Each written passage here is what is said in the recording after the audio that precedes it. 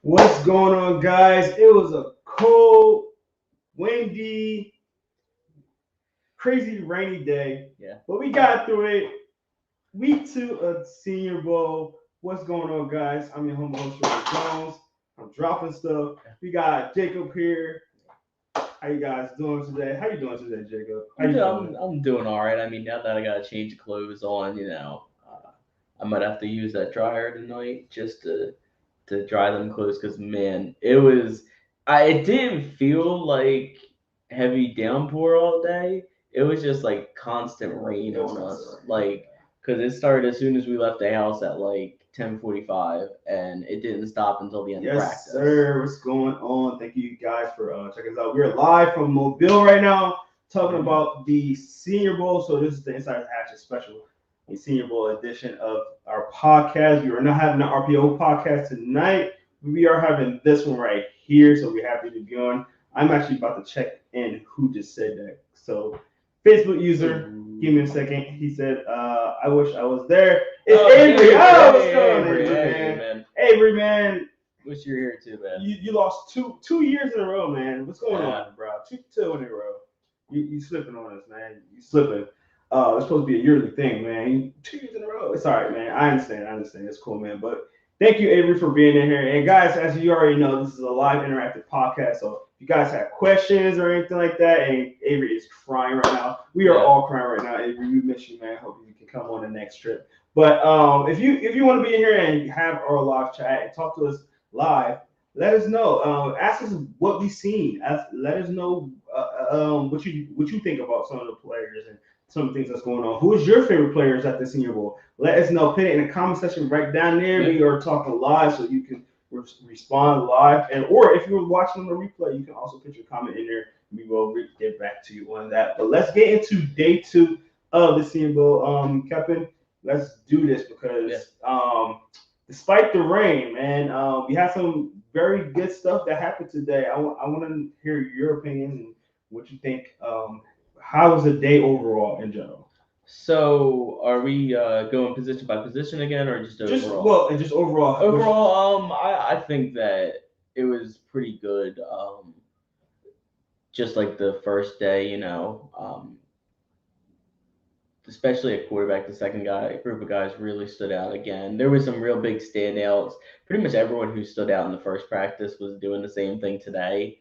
I was impressed. It was definitely harder to keep an eye on what's happening. Yeah, we got Avery shine in this game. Yeah, offense or defense. Probably your 2 guys. Again, my 2 guys. Yeah, but probably. I thought it was asking offense or defense. Offense and defense. If I had to look at offense, it's gonna be.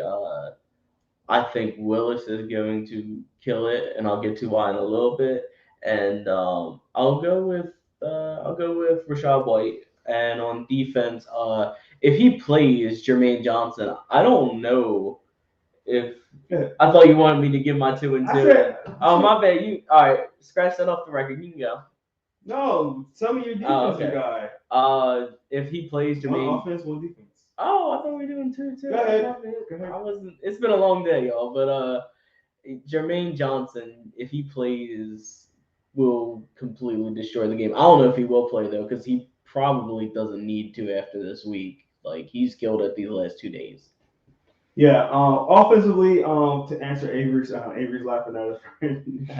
I said we've been up since like 6:30, man. It's been a long day. We had a cool breakfast media tour today. Yeah, we'll talk about that in a second. But definitely for me, offensively, I'm gonna go with my guy Christian Watson from North Dakota State. I mean, first practice, I was like, man, I'm impressed. But today, he also impressed. He did have a couple of drops, which a lot of people had drops today. It was raining really badly, so you can't 100% blame that, but I also know it's the NFL, man. They're not gonna want to hear I dropped the ball when it's raining. No, you're supposed to catch the flags. But everybody was dropping balls. But Christian Watkins. I mean, he's one of my favorites so far. I didn't know much about him until the Senior Bowl. So after the Senior Bowl, I'm definitely gonna have to do some more film watching on him. But he's a really, really tough competitor, really good route runner. So Avery, if that's one person that you might want to look into, maybe your Falcons might want to get them. I don't know. Maybe Yeah, I know y'all looking for a receiver over there. looking for everything. Since Calvin Ridley's going to the Eagles, I mean, so Looking for everything. They're kind of really bad everywhere. But defensively, I'm very biased on this one, but Ipike, yeah, no, or the sorry. ABK, yeah. Yeah, Arnold Ipike. He says, chill. Tell man, stop patting the ball, man. Stop patting that ball, man. Stop patting that ball. Nah, I'm sorry, Avery, for taking your thing. I'm sorry. But anyway, so he's been very well. He's been very consistent in pass rushing each day. His counterpart been doing very well as well. The only thing I'll say about him is that I wish he came off his blocks a little bit sooner rather than I feel like he waits a little bit, especially in the run game.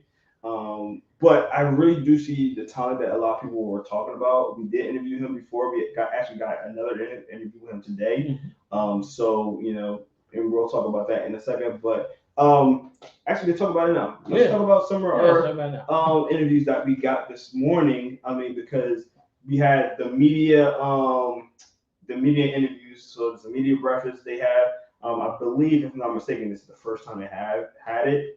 So we went over there. They had breakfast for media. We got to talk to a lot of players and kind of a Super Bowl esque kind of media day kind of setting. Talked to a couple people. I know we talked to Isaiah Likely again. Again, yeah. We got Arnold that we just talked about just now. We got Roger McCreary, Tariq Woolen. We were just going to interview Darian Kennard, but we ran out of time. But the ABKT interview went a little long. We kind of were just really flowing in conversation there. He's a really nice guy. Let's talk about a little bit of things that I talked about in a couple of your interviews. What's some of the things that stood out to you from some of the answers that you got from some of these guys?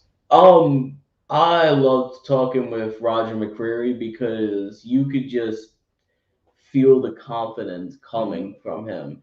And a lot of people want their football players to be sort of humble and reserved. That might fly for most positions, but for my corners, you need a certain swagger to play defensive back. You need to have that I'm the best in the world mentality, or else if you're timid at that position, you're gonna fail there. And he had all the confidence in the world, really good answers when I asked him, setting up kind of about his arm length, basically saying I've always had short arms. It's never held me back before. It's not gonna hold me back in the NFL. I do. I really liked his answers. I really liked Cole Strange from Chattanooga, the interior lineman. He's playing center this Senior Bowl. He was talking about how while he has things technique wise he needs to improve on, he brings a certain nasty mentality to the next level, and that's something I love to hear in my linemen. You can't teach that. That's something I've learned. You cannot instill that mentality in people. Maybe in high school, I've seen timid freshmen turn into beasts their senior year. But once you're like a man, it's harder for you to establish that dominant killer mentality. And he shows it on. He's shown it this week. Definitely. I mean, it was a lot of fun.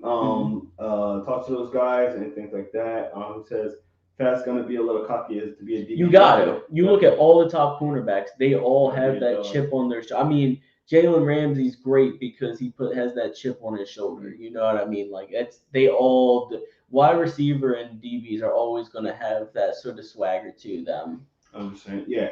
And one thing I will say about McCurry is that yeah, as soon as I seen them, I was like, it makes sense what you were talking about with his length.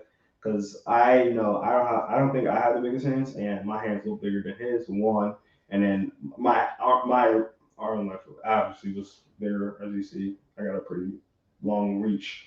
Um, and I play DB as well. He's a smaller guy, so looking at him, I was kind of towering over him, and I don't think I'm big, but I'm not that. I don't think I'm NFL big yet. Very stark contrast. Very stark contrast from Tariq Woolen from that from dude's UTSA big. because I literally said it in the interview. I'm like, I had to stretch my arm out just to reach it to him. He's a solid 6'3", you know. Yeah.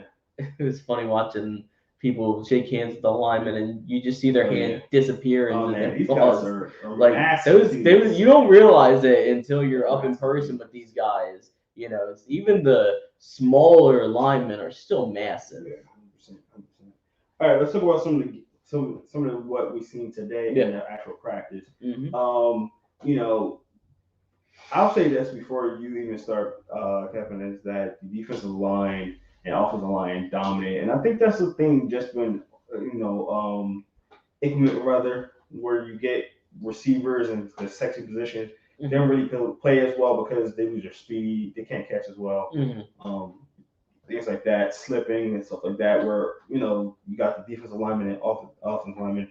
They're only going a certain distance, so they don't have to go as fast or push off or things like that. They do have to push off, but like pull off the ground. That's more 1v like that. So I think they dominated today. I think actually the defensive line looked incredible today for especially the American practice because they were just both practices really. It's the defense on at least were winning half of the reps. You know what I mean? They were at least winning half of the reps, if not dominating the offensive line. There's some serious offensive line prospects here. You know, you never want to really tell everything from 1v1s. It's like, it's not natural football setting at all. And that's why you kind of take it with a grain of salt, especially with wide receivers and DBs, because that football's not played like that. You know what I mean? You don't have an entire field to run and 10 seconds to get the ball.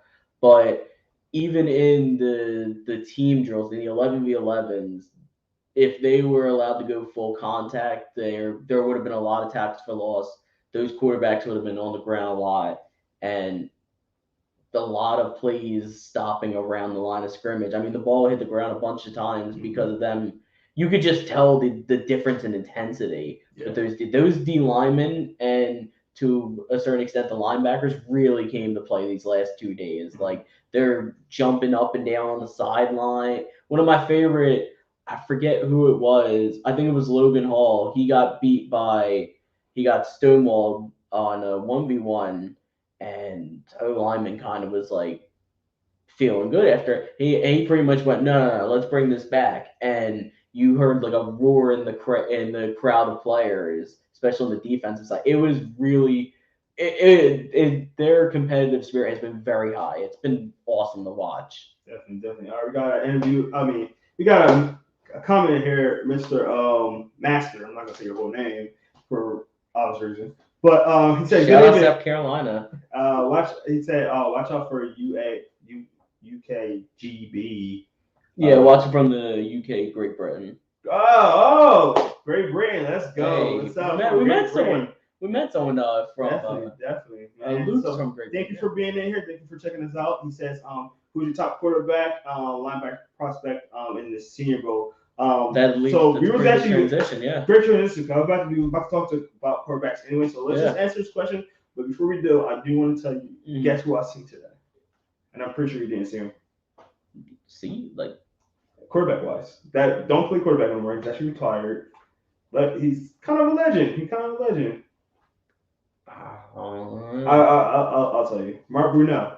Oh, really? He's on the line staff. I didn't realize. Oh, okay. Yeah. No, so Mark Brunell. I seen him. I was like, man, he looks so familiar. I love when staff. And somebody said Mark. I was like, that's Mark Brunell. That's crazy. So got to see Mark Brunell today. So he's on the line staff. Is he your top prospect? He might. Yeah. Hey. He might be the best quarterback on the field today. Maybe, yeah. Maybe. He might be the best quarterback on the field today. Maybe. At least with that first group, yeah. yeah. So let's talk about quarterbacks. It's obviously the hot topic. Everybody wants to know about the quarterbacks. Who would you say is your top quarterback right now? I think Malik Willis is starting to win me over within this group. I can't, I wouldn't say I was low on Willis, but I certainly wasn't one of the people that are like the extremely highest on him. This week was make or break for him, and there's been a lot of uninspiring quarterback play the past 2 days. You can blame the rain, you can blame first day jitters from yesterday, but when the bottom line is there's been some uninspiring and disappointing quarterback play from both groups really. And it just feels like Willis today was on the money with his throws. Whenever he runs, there's just another gear to it. What we need to see from Willis is that the talent is all there. He can show it against higher level opponents. We know he's raw as a prospect. He's going to need coaching up. He's going to need time. If he can go to a team that has a veteran starter and sit for a year or two, that'll be even better. But just pure talent wise, everything was there for Willis. I mean, the only other quarterback that I think looked not disappointing would be Sam Howell. Sam Howell showed some talent as well, but everyone else was either just too meh or too inconsistent. Yeah. I'm gonna say Sam Howell is definitely one of the guys that stuck out to me. I think obviously everybody's gonna say Malik because he's the obvious guy, got the talent, and he showed some better accuracy today than he did yesterday, which is a good thing. Definitely. One thing I want to say is that I'm still my QB1 for me is still Kenny Pickett. He's not doing the greatest. He's not doing horrible either. I know everybody's gonna say he fumbled 2 times. He's fumbled, man. He has fumbled. They're gonna tell by his hands. He struggled with arm strength a little bit today too in the rain.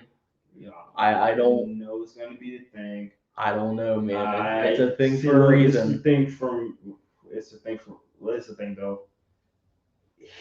Watch his tape. Watch his tape. My problem is judge the rest of this year is bad. I get that. Judge him off of what he does in actual game situations as well. Oh yeah, definitely. Don't just go off of this week. Yeah, if you just go off of this week, that's foolish. Yeah, I mean, finish up the week, see how he does the rest of the week. I don't think he had a terrible game. I mean, he didn't do terrible today. He had some mishaps with like most players or quarterback. I just think that some people just when you evaluate a player, you expect them to be perfect all the time, especially at the quarterback position, and that's not right. It's not always going to be perfect in that sense. So right now, and it could still change because this quarterback class is not my favorite. Could still change, but he's still QB1 for me for now. Once I do some more tape watching and reevaluate how this weekend went and let all emotions get out of it first, then I'll get back to what I think with him. But he's still on QB one, but Malik Willis is definitely the shine star with that one. All right, let's get to the linebackers. Yeah. My guy asked about that. What linebacker sticks out to you? I think I said it yesterday. If I didn't, I should have. Chad Muma from Wyoming. To my guy. He's. There's a reason he's both of our guys. He looks like such.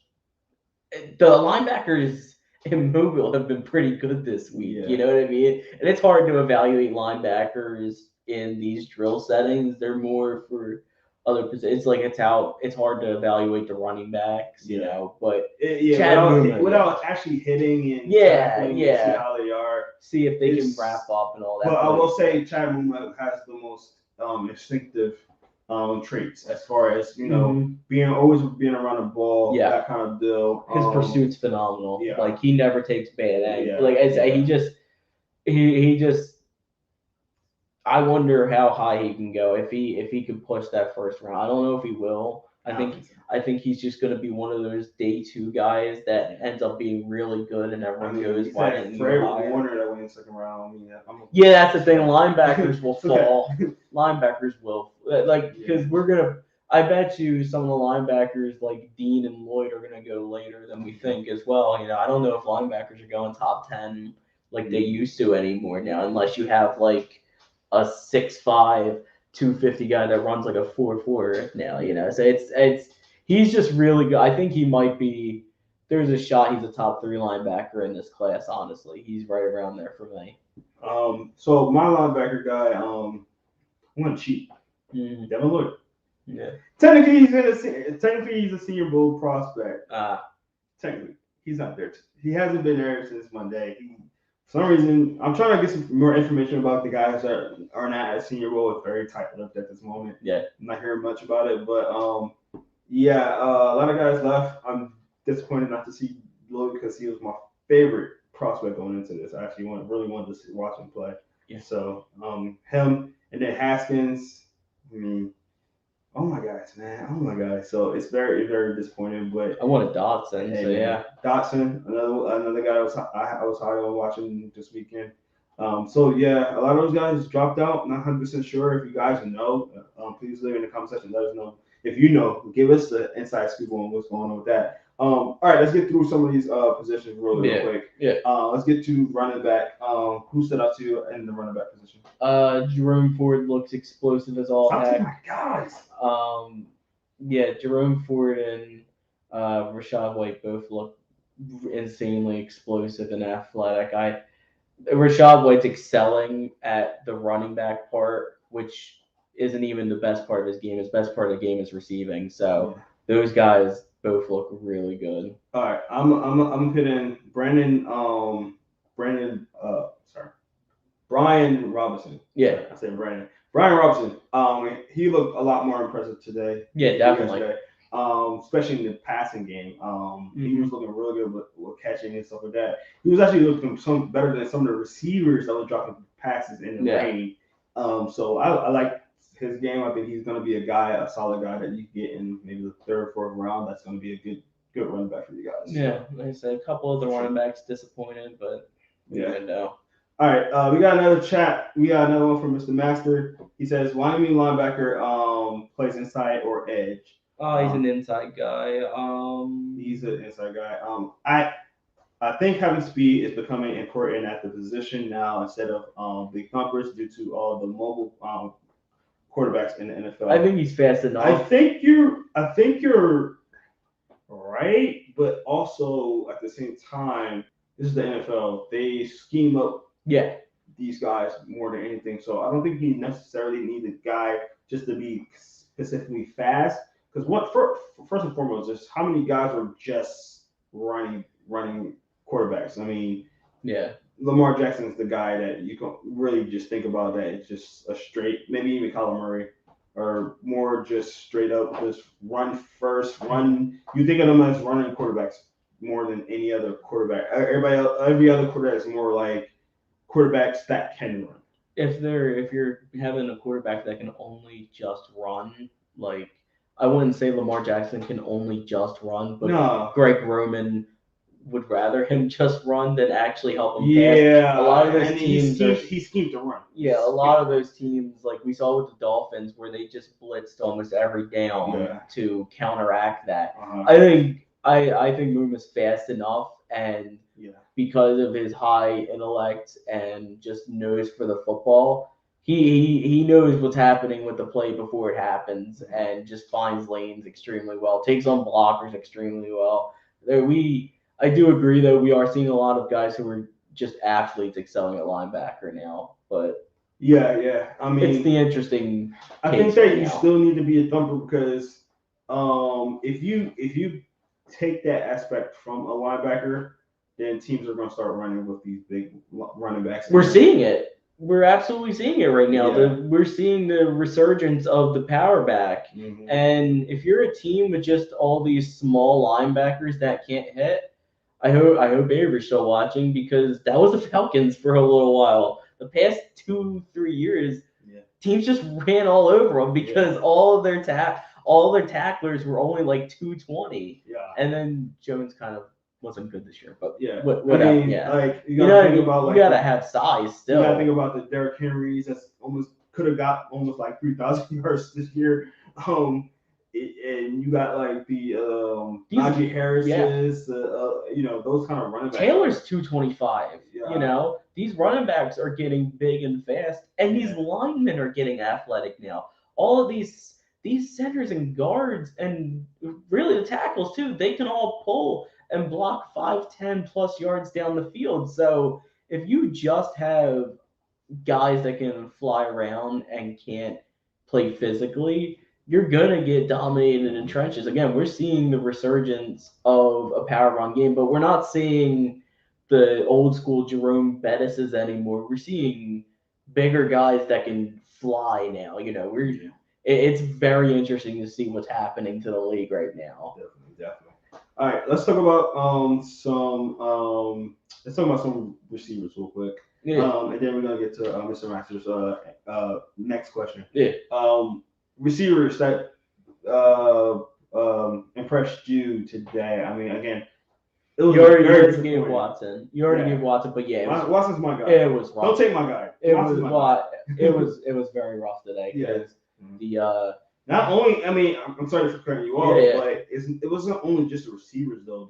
The quarterbacks were overthrowing. oh yeah, everything was so way over people's heads. Every even when they were dropping passes, a lot of times they were late and behind them.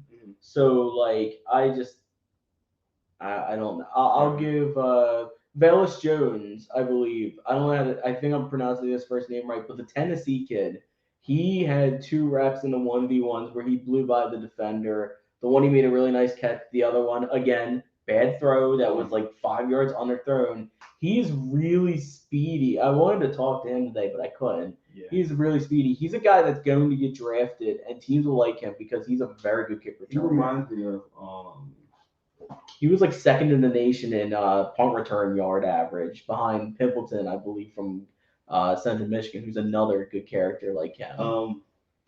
I'd say I'm sorry, Elijah Moore. Yeah, kind of like that, but like in that type of mold, he might be faster though. He fit the mold of the receivers from last year. How we saw all of these smaller slot guys that were speedy. I don't know if Jones ever will be a starter at receiver. He might be like your 4th, 5th guy. Actually, I did have a good compliment. Raymond McLeod from Pittsburgh. You know, where it's like, all right, he's already serviceable as your 3rd or 4th guy, but you need him as that kick returner.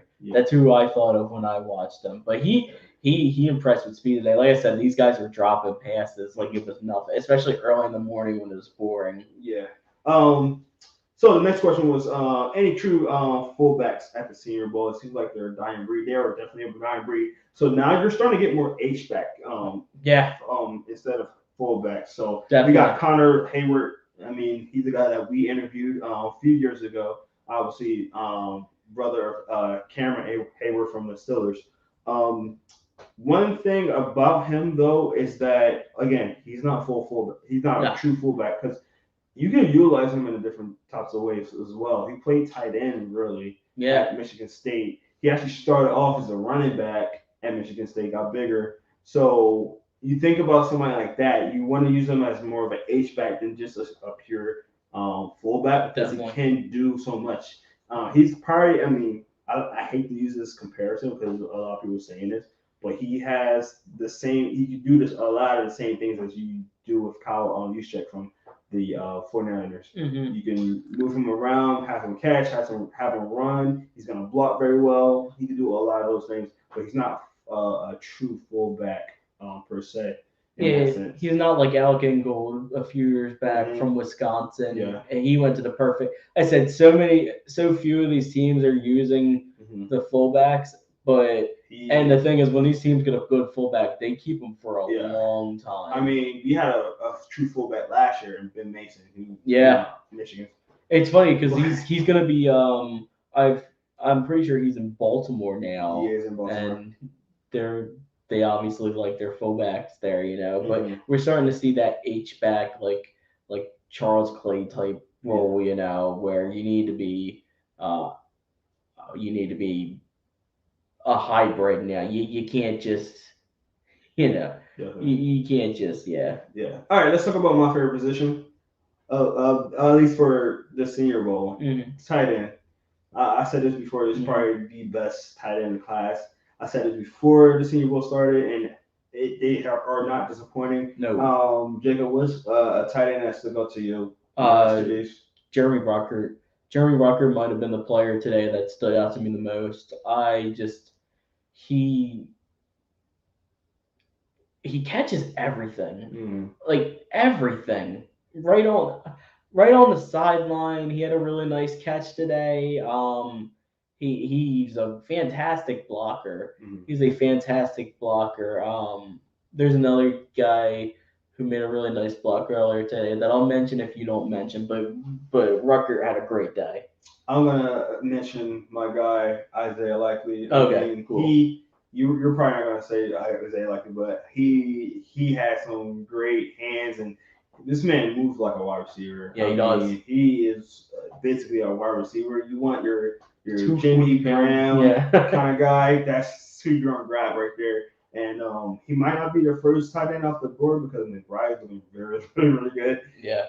But you get him, you're set. You don't need anybody else because he's gonna be your receiver. I mean, he can work on his blocking a little bit, and if you guys don't know, make sure you watch our interview. It's right here on YouTube. If you are watching from YouTube, it's on the YouTube channel. So go in there, watch that, listen to this conversation and me and him chat it again today. And we talked about me being his influence for going to the Senior Bowl, but man, he really made me look good today because I've been talking him up, and he was going crazy on some linebackers today. So I'm glad for him. Before you get to who you're about to get to, one guy I will say that I was hyping up, and I'm very disappointed in him so far. Is Jake Ferguson.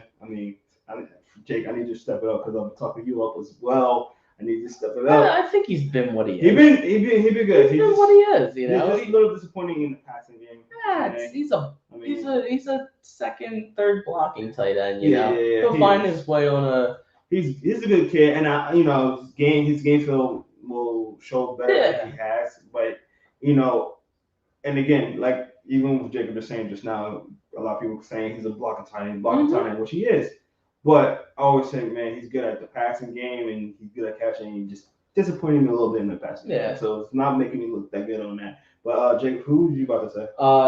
So there was a 11v11 rep earlier today where Trey McBride was isolated on Arnold Ibikete, and Arnold he punched him right in his chest, and I was like, oh, he's about to take him back to quarterback, or he's gonna make a nice move off of this. But McBride repositioned his hands and then drove him right to the ground. Like, it was impressive to see that from a tight end taking a pretty sizable good defensive end down who's been killing these tackles. The Meister says that as a Bucs fan, I'm looking forward to seeing how he translates to the NFL. Which teams are looking for a tight end in the year? New York. Every Jets fan down there. Every New York team. every New York Jets person down there. When I mentioned tight end, is like future Jet. Every one of them. I've never seen a fan base that wants a tight end so bad. I'll say Arizona, because they can look. Everyone wants to find Ertz's potential replacement. I think Ertz is they're gonna try to re-sign Ertz. I think that's gonna be a thing. I'd say Miami might need to if they let Krasicki go. Yeah. They should have some good amount of cap space. I think it's around the same amount as the Eagles this year, so they should have a good amount there. Then you got teams that might want to double up on tight ends. Like the Eagles always like to have two tight ends. And I would love the Eagles to get somebody. The Bucs might. The Bucs might look to bring another one in at this point. Gronkowski might retire. They got OJ Howard is going to be not the Bucs. OJ Howard is going to be a who the heck am I thinking of? But you're right about the Bucs though.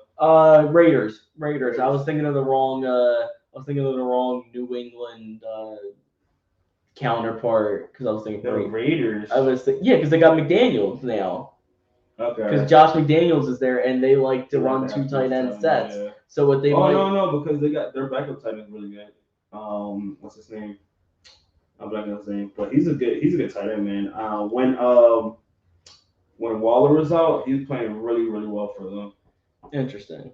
So I don't know. They might still put somebody in there, but it's not gonna be one of their top priorities. I don't think at least. No, but I think the sweet spot for tight end is going to be on day 3 anyway. Oh yeah, 100%. Yeah, for sure.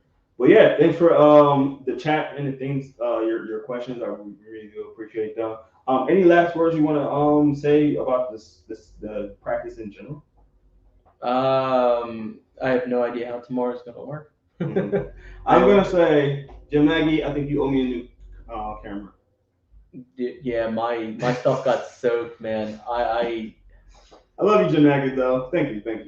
But you could have had it in an indoor. I'm just saying. I don't. I know why. I thought about it. I don't know why, but you could have had this inside, man. You could have had it inside. It's okay. Like I said, I don't know, but those grits this morning were pretty good. The grits was definitely good. That, like I said, it was really cool doing the event and the before the practice, and practice was weird. A lot of people were moody in the stands. A lot of moody people in the stands. Like nobody was ready to be in the stands and watch, that. So I mean, still it was tailored for more of the scouts and the NFL teams and those people. Media, they kind of left us dry. Well, left us wet rather. Sort of there.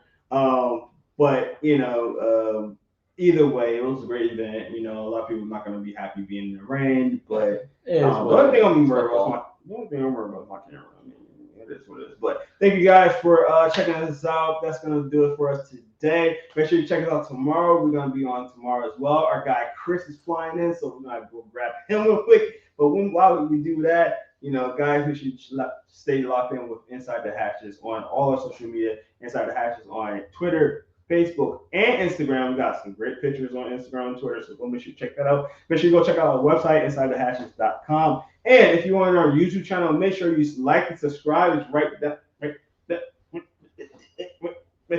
there, somewhere. Right? Yeah, let's do that. There we go. Yeah. Right down there.